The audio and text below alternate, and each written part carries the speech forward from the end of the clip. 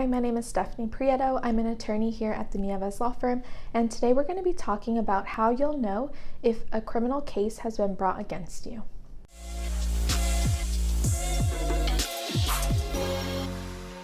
The two most common ways in which you'll know if a criminal case is pending against you is, one, you'll receive a letter from the court indicating that charges have been filed.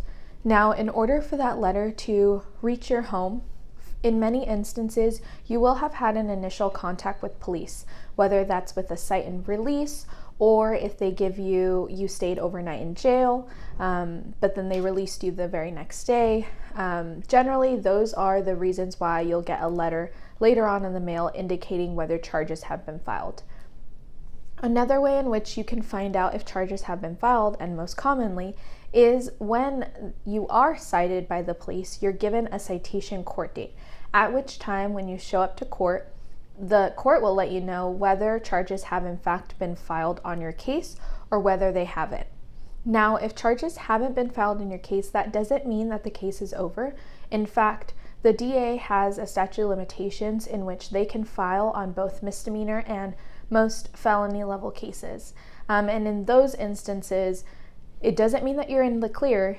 You just essentially have to wait out the statute of limitations, and at any point in time during that statute of limitations, the DA is able to file on that initial contact with the police or the reason for which you had this initial case initiated.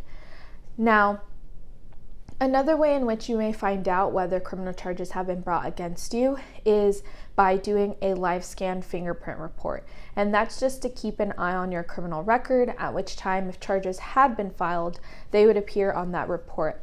Now, generally for them to appear on that report, that means that you might have already missed an outstanding court date.